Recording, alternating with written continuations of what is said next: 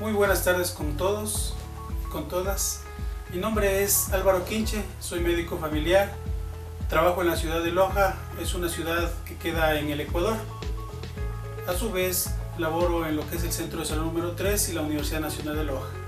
Es justamente aquí, en este centro de salud, en el cual nos enfocamos en realizar un trabajo de investigación, el cual fue titulado Sobrepeso y obesidad asociado al estado civil en gestantes que acuden al Centro de Salud número 3 en nuestra ciudad, en Loja, en el año 2018. ¿Por qué emergió esta idea de realizar investigación? Porque durante todas nuestras actividades diarias en la unidad operativa, en atención diaria a mujeres gestantes, pudimos determinar la gran problemática que conlleva lo que es el estado nutricional. Pudimos observar que muchas mujeres iniciaban su embarazo con pesos altos, es decir, con estados de sobrepeso y con obesidad, y terminaban inclusive con índices mucho más altos. Tenemos entonces el tema que se llama sobrepeso y obesidad asociado al estado civil en gestantes que acuden al Centro de Salud número 3.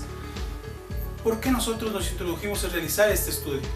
Porque nosotros pudimos determinar que con índices de masa corporales mayor a 30 kilogramos, con un índice de masa corporal mayor a 30, es decir, un estado de sobrepeso mayor al 25 y un estado de obesidad mayor al 30, tienen un mayor riesgo de provocar alteraciones en la gestante, y no solo en ella, sino también en sus productos. ¿Cuáles eran las principales complicaciones que nos provocaban?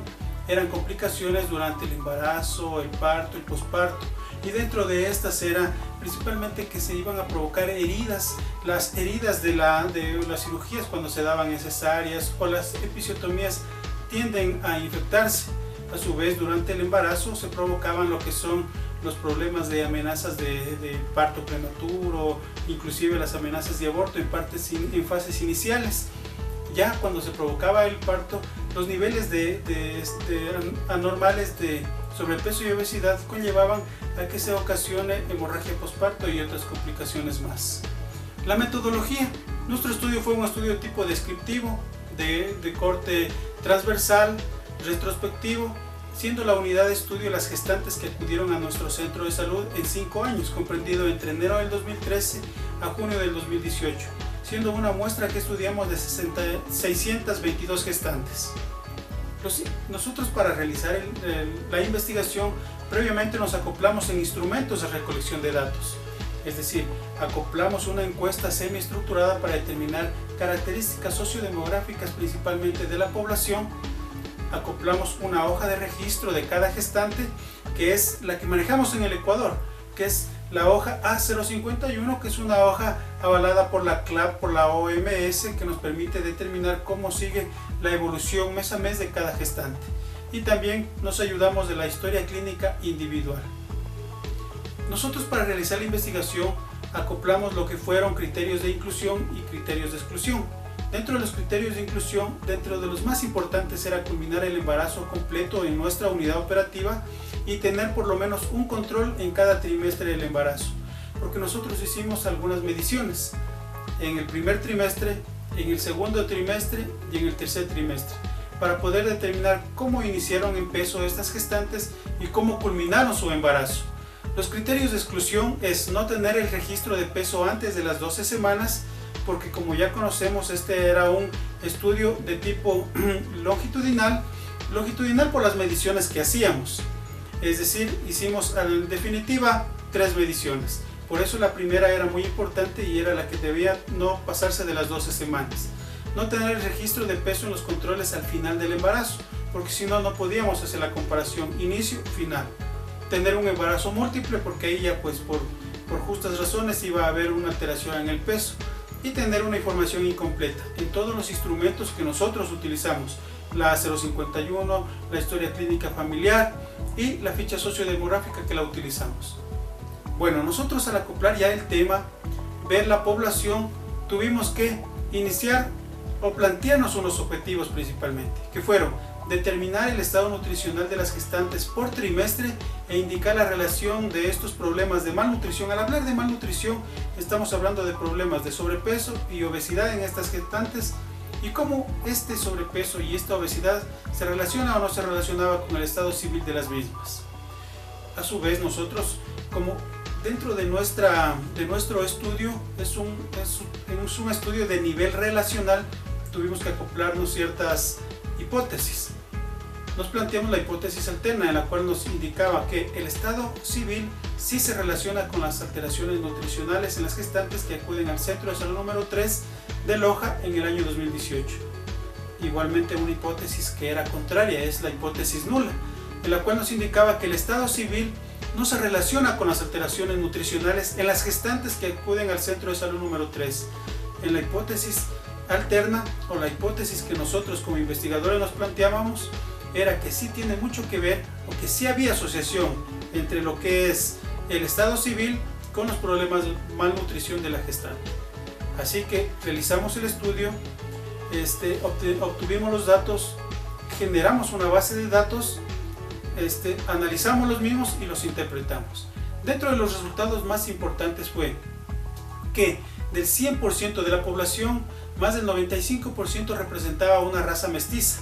La escolaridad primaria y secundaria representaban las más prevalentes, casi llegaban al 60%. El 55% de las gestantes en nuestro estudio tenía un estado civil no casado. El 5% presentaba enfermedades previas. El 54% tiene entre 1 a 3 hijos. El parto vaginal fue el más frecuente, con el 45%. El periodo intergenésico mayor de 5 años únicamente era el 25%. Teníamos periodos intergenésicos cortos en estas embarazadas. El valor de la glucosa era menor del 91 miligramos en el 71% de la población de estudio. Así, obtuvimos que encontramos una edad media en nuestras gestantes. La edad media de las mismas era de 25.11 años, con una mediana de 24 años, una moda de 19. La varianza se encontraba entre 38.6. Encontramos una edad mínima de 14 y una edad máxima de 41. Dentro de estas de 41 creo que existieron como 6 casos durante nuestro estudio. A su vez, ya al cruzar las variables, pudimos determinar dentro de los datos descriptivos los valores del índice de masa corporal de las gestantes en el primer trimestre.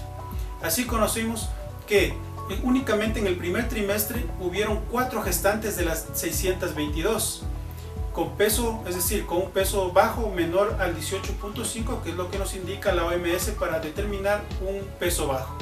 De 18 a 24.9, es decir, un peso normal, se encontraba el 47.20 de la población, es decir, 293 casos. Mientras que con sobrepeso, es decir, con un índice de masa corporal mayor al 25 y a su vez sobrepeso, obesidad grado 1, grado 2, grado 3, se encontraban 329 casos. Es decir, el 52.80% de nuestra muestra iniciaba con sobrepeso y obesidad su gestación, o se encontraba con estos valores en su primer trimestre. En el segundo trimestre nos encontramos en cambio con la siguiente variante, que 259, es decir, el 41.60 tenía peso normal, mientras que 363 casos, es decir, el 58.36 ya tenía sobrepeso y obesidad. Es decir, subió del 52 al 58. Subieron casi 6 puntos entre el primer trimestre y el segundo trimestre. Hicimos la tercera medición, que era del índice de masa corporal en el tercer trimestre. Así encontramos que únicamente normales se encontraban 244 gestantes, que representaba apenas el 39.22, mientras que con sobrepeso y obesidad habían 378 gestantes, que representaba el 60.77%. Es decir, imagínense que de 100%, el 60% culmina su embarazo con un problema de sobrepeso y obesidad. A su vez, al ya nosotros descubrir que había problemas de malnutrición en nuestras gestantes desde que iniciaba hasta que terminaba el embarazo, hicimos después la relación entre las alteraciones nutricionales con el estado civil. Así encontramos que con alteraciones nutricionales habían más o menos 24.3 en el estado civil casada, o 150 casos. Y sin alteraciones nutricionales únicamente habían 111 casos, que representaba el 18%. Es decir, las personas que tenían estado civil casada eran 261 casos y representaba más o menos el 42.2%. En otra nosotros lo estipulamos, la unión libre, aquellas que estaban solteras o aquellas que habían sufrido algún divorcio o una viudez. Esta muestra en cambio representaba el 57.8%.